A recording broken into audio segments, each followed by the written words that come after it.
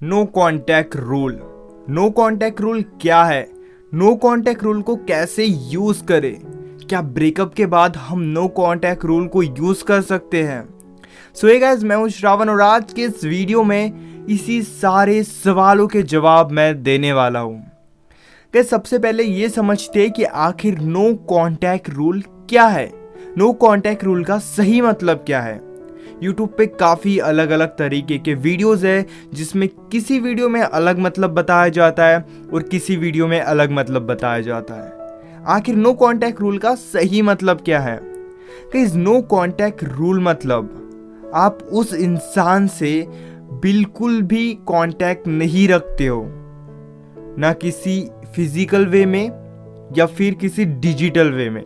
That means ना WhatsApp के through, Instagram, हर जगह से आप या वो इंसान आपको ब्लॉक कर देता है, आप उस इंसान का नंबर डिलीट कर देते हो, फ़ोन पर किसी भी तरीके से उस इंसान से कांटेक्ट नहीं करते हो, और ना ही किसी दोस्त के थ्रू, फैमिली के थ्रू, किसी भी तरीके से ना आप उस इंसान से मिलते हो, ना ही उस इंसान से बात करते हो, और ना ही उस इंसान के बारे में सोचते हो। किस थॉट्स पे तो हमारा कंट्रोल नहीं होता है, लेकिन जिस चीज़ पर हमारा कंट्रोल है, हमें वहाँ पर इस रूल को अप्लाई करना है। व्हाट्सएप पे ब्लॉक करना है। अगर आप फैमिली के थ्रू उस इंसान के बारे में पता कर रहे हो तो ये भी करना बंद करना है। नो कांटेक्ट रूल का सही मतलब यही है कि आप पूरी तरीके से उस इंसान से कांटेक्ट को ख़त्म कर देते हो, यानी उस इंसान के और आपके बीच में कोई भी कांटेक्ट नहीं रहता है। अब बात करते हैं, क्या हम जब रिलेशनशिप में होते हैं तब हमें इस नो कांटेक्ट रूल को अप्लाई करना चाहिए? देखो, अगर आप एक दूसरे से बहुत प्यार करते हो और आप एक दूसरे को लेकर श्योर हो, लेकिन आपके बीच में मिसअंडरस्टैंडिंग बहुत ज़्यादा बढ़ गई है, आपके बीच में बहुत ज़्यादा फाइट्स हो रही है, आप दोनों एक दूसरे के साथ खुश नहीं हो, 2 दिन अच्छी बातें होती है, तीसरे दिन फिर से फाइट्स हो जाती है, आपने बहुत अलग अलग तरीके अप्लाई किए फाइट्स को ठीक करने के, लेकिन फाइट फिर भी ठीक नहीं हो रही है, तब आप इस रूल को अप्लाई कर सकते हो। अगर आपका म्यूचुअल डिसीजन है, दैट मीन्स आप दोनों चाहते हो कि हाँ, हम कुछ दिन अलग अलग रहते हैं, हम खुद को टाइम देते हैं, तब आप इस रूल को अप्लाई कर सकते हो। अपने और अपने पार्टनर के बीच के पूरे कांटेक्ट को खत्म कर सकते हो। दैट मीन्स आपके और आपके पार्टनर के बीच में कोई भी कांटेक्ट नहीं रहेगा, तो फाइट नहीं होगी, मिसअंडरस्टैंडिंग नहीं बढ़ेगी, जो भी ट्रस्ट इशू है वो धीरे धीरे सॉल्व हो जाएगा। लेकिन अब बात करते हैं, आपका और आपके पार्टनर का ब्रेकअप हो गया, तो क्या ब्रेकअप के बाद इस रूल को अप्लाई करना चाहिए, या फिर जब ब्रेकअप हो ही चुका है तो इस रूल को अप्लाई करने की क्या ज़रूरत है? दैट मीन्स वैसे भी तो हम उस इंसान के साथ नहीं हैं, फिर हम क्यों इस रूल को अप्लाई करें? इन सभी सवालों के जवाब भी मैं देने वाला हूँ। गाइस, सबसे पहले एक चीज़ समझ लो, जब भी आपका ब्रेकअप होता है, दैट मीन्स जब भी वो इंसान आपको छोड़ देता है, या फिर आप उस इंसान को छोड़ देते हो, या फिर किसी भी रीज़न की वजह से जब आपका ब्रेकअप होता है, तब मूव ऑन करने के लिए आप इस रूल को अप्लाई कर सकते हो। दैट मीन्स कि आपको किसी भी तरीके से उस इंसान के कांटेक्ट में नहीं रहना है। अगर व्हाट्सएप पे हो, ब्लॉक कर दो। क्यों? क्योंकि आपको मूव ऑन करना है। अगर आप फोटोज़ देखते हो तो फोटोज़ को डिलीट कर दो, या फिर डिलीट करना बहुत मुश्किल है, हाइड कर दो। ऐसे हाइड करो कि आप उन्हें बार बार ना देख सको, क्योंकि यही नो कांटेक्ट रूल का एक्चुअल में सही मीनिंग है। किसी भी फ्रेंड से उस पार्टनर के बारे में मत पूछो, आपके एक्स पार्टनर के बारे में मत पूछो।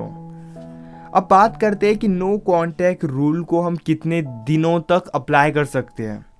देखो, जब आप किसी के साथ रिलेशनशिप में हो और आपने इस नो कांटेक्ट रूल को इसीलिए अप्लाई किया ताकि आपका रिलेशनशिप स्ट्रांग हो सके, तब आप इस नो कांटेक्ट रूल को 15 दिनों तक सही से फॉलो कर सकते हो, या फिर अगर आपकी बॉन्डिंग बहुत अच्छी है तो 1 महीने तक भी फॉलो कर सकते हो।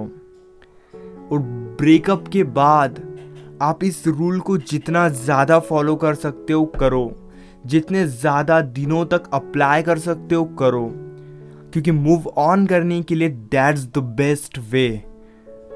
ये बहुत सही चीज़ है। एक्चुअल में क्या होता है ना, ब्रेकअप करने के बाद हम मूव ऑन क्यों नहीं कर पाते, क्योंकि हम उस इंसान के बारे में सोचते रहते हैं। हम पता लगाते हैं कि वो इंसान क्या कर रहा है, उसने कौन सी डीपी रखी, वो क्या पहन रहा है, कहाँ घूम रहा है, किसके साथ बात कर रहा है। लेकिन जब आप नो कॉन्टैक्ट रूल को अप्लाई करते हो तब आपके पास ऐसा कोई भी ऑप्शन नहीं होता है। तब आप चाहकर भी उस इंसान से कांटेक्ट नहीं कर सकते। इतना कंट्रोल खुद पे भी होना चाहिए। जितने भी आपके फ्रेंड्स हैं जो आपको आपके एक्स पार्टनर के बारे में बताते हैं, तो उनसे बात करना थोड़ा कम कर दो। दैट मीन्स हर वो तरीका खत्म कर दो जिससे कांटेक्ट हो सकता है। अगर आपके पास फोटोज है, डिलीट कर दो या हाइड कर दो। डिलीट बेस्ट ऑप्शन है। लेकिन आप सोच रहे हो कि नहीं मैं मेमोरीज की तरह रखना चाहता हूं, तो हाइड कर दो। रिलेशनशिप में हो तो म्यूचुअल डिसीजन पर ही नो कांटेक्ट रूल को अप्लाई करो। या फिर वो इंसान नहीं चाहता कि नहीं ऐसा नहीं होना है और आप जबरदस्ती नो कांटेक्ट रूल को अप्लाई कर रहे हो, दैट्स नॉट गुड वे। अगर आपके बीच में फाइट चल रही है तो उस फाइट को सॉल्व करने के बारे में सोचो। गाइस, अगर आपके बीच में कंटिन्यू फाइट हो रही है, आप एक दूसरे को नहीं समझ पा रहे हो, तो आपको एक दूसरे पे समझने पे फोकस करना चाहिए, क्योंकि 1 महीने के बाद सब कुछ ठीक नहीं हो जाएगा अगर आप रिलेशनशिप में हो तो। इसलिए जो प्रॉब्लम है उस प्रॉब्लम को सॉल्व करने के बारे में सोचो। नो कॉन्टैक्ट रूल को तभी अप्लाई करो जब आप बहुत ज़्यादा इरिटेट हो चुके हो, आपकी हैप्पीनेस खत्म हो चुकी है और आप दोनों भी एक दूसरे से चिढ़ रहे हो, एक दूसरे के साथ हैप्पी नहीं हो। तब आप नो कॉन्टैक्ट रूल को अप्लाई कर सकते हो। For what? फ्रीडम के लिए। For why? कि आप खुद को टाइम दे सको, क्योंकि जब तक आप खुद को टाइम नहीं दोगे तब तक आप किसी और को सही से टाइम नहीं दे सकते। सो ये बहुत ज़्यादा इंपॉर्टेंट है कि इस चीज़ को समझो, नो कॉन्टैक्ट रूल क्या है और इसे कब और कैसे अप्लाई करना है। ब्रेकअप के बाद जितने दिनों तक अप्लाई कर सकते हो करो, क्योंकि इससे मूव ऑन करने में बहुत हेल्प होगी।